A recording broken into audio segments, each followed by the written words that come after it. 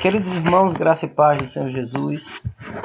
Então, esse vídeo que eu estou disponibilizando é para aqueles irmãos que não puderam estar ontem na Escola Bíblica Dominical. A gente está estudando sobre os fundamentos bíblicos da família.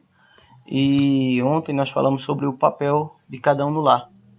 E a pergunta inicial que regeu toda a aula foi essa: qual o seu papel dentro do lar? Você sabe qual é o seu papel? Eu sei qual é o meu papel? Nós sabemos qual é o nosso papel? Essa foi a pergunta que nós fizemos, porque quando a gente não sabe qual é o nosso papel, o lar fica de fato desestruturado. A intenção é que ao final dessa aula, nós pudéssemos reconhecer que cada um de nós, cada membro da família, tem um papel específico.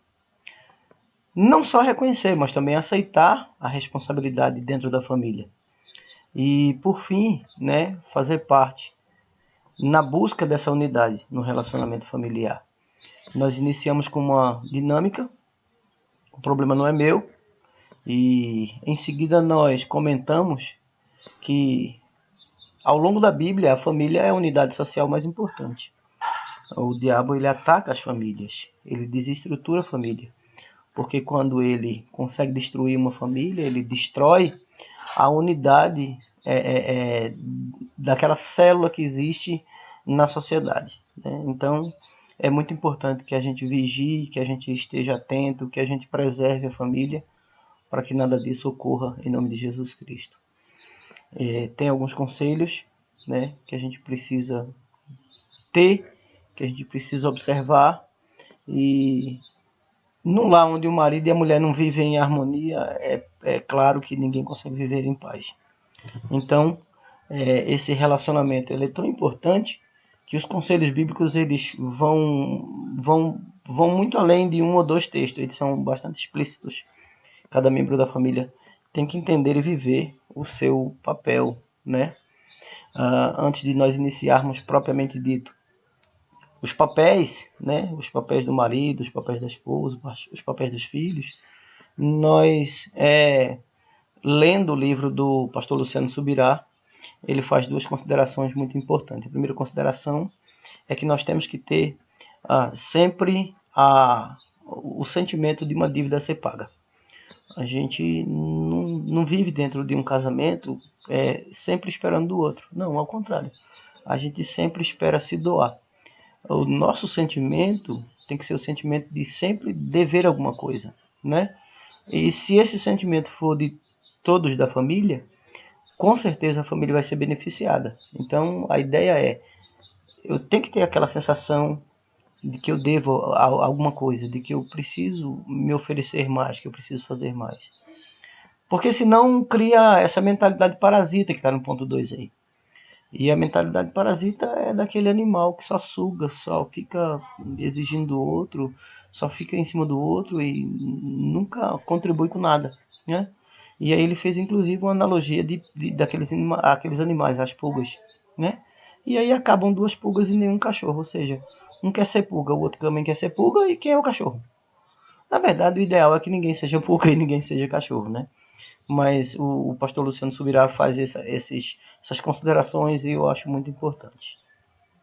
Quando nós entramos para o papel da família, começamos com o papel da mulher. E aí lemos Efésios capítulo 5, versículo 22 a 24, e Colossenses capítulo 3, versículo 18, que você pode, depois com calma aí, assistindo esse vídeo, você pode fazer isso, ler isso. Mas o primeiro papel da mulher é ser ajudadora, É isso que está escrito em Gênesis capítulo 2, versículo 18. Ela ajuda, ela foi criada para ajudar, ela foi criada para auxiliar, ela foi criada para cuidar, de uma forma muito importante desse processo familiar. E ela, nesse papel de ajudadora, ela contribui de uma maneira muito especial. Ela ajuda, inclusive, ajudando a tomar as decisões. Isso também está lá em Provérbios 14, versículo 1. O segundo papel da mulher, ainda dentro dos mesmos textos, de Efésios e Colossenses, é de ser submissa. A ideia de submissão não é a ideia de escravidão. Ser submissa não traz humilhação à mulher. Ao contrário, quando ela se comporta de forma submissa diante de um marido que não por exemplo, cristão, não professa a mesma fé, ela pode inclusive ganhar ele para Cristo, né? Ser submissa é seguir o exemplo de Cristo, porque a ideia de submissão é a ideia de obediência, é a ideia de reconhecimento da liderança do homem. No caso de Jesus Cristo, ele, diz o texto de Filipenses 2, de 5 a 9, que ele foi submisso ao Pai até a morte, e morte de cruz. Então esse processo de submissão é se assemelhar a Cristo, né?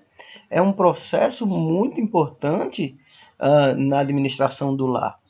Se a mulher entende isso, né, e respeita isso, não é que ela vai ser escrava do marido. E o marido, por entender também esse conceito claro de submissão, também não vai exigir isso.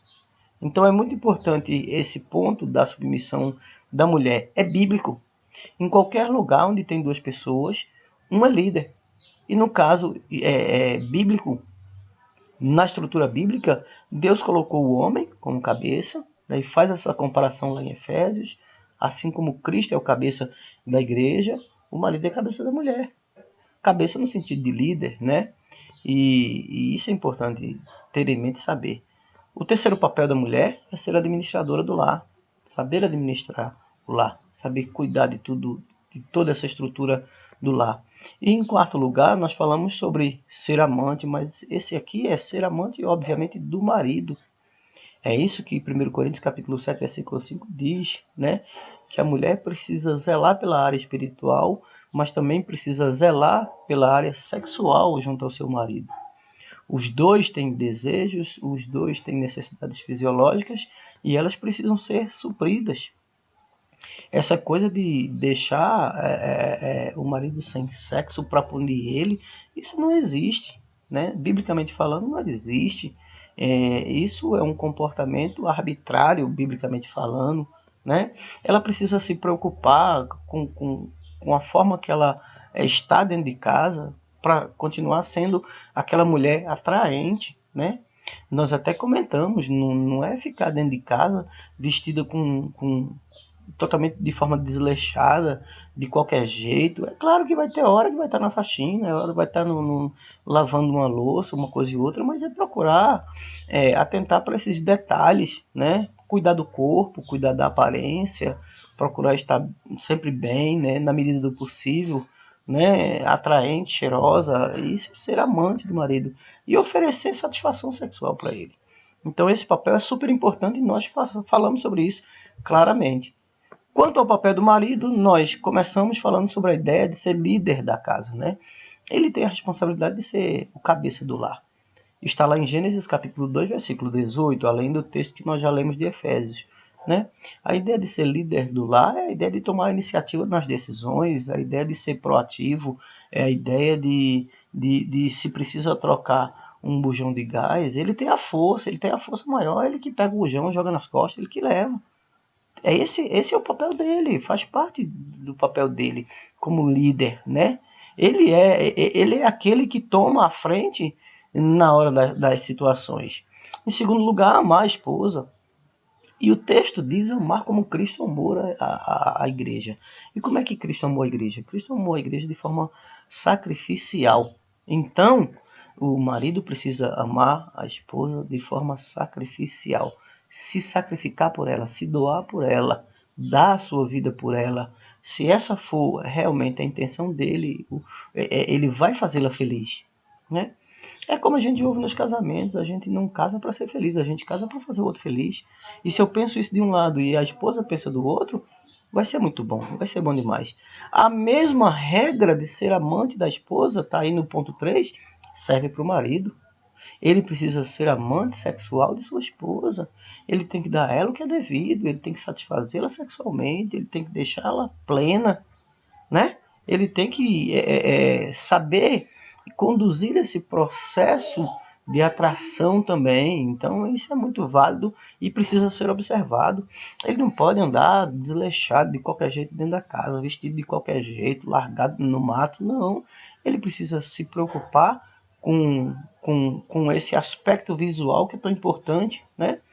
Às vezes o homem casa, ele se desleixa, ele não faz mais exercício físico, daqui a pouco ele está com a barriga grande, daqui a pouco ele está com um hálito ruim, daqui a pouco ele está vestindo um calção caindo pelos cantos, que nem gruda no corpo, e tudo isso é muito ruim. Não é que a esposa não espera isso dele, né?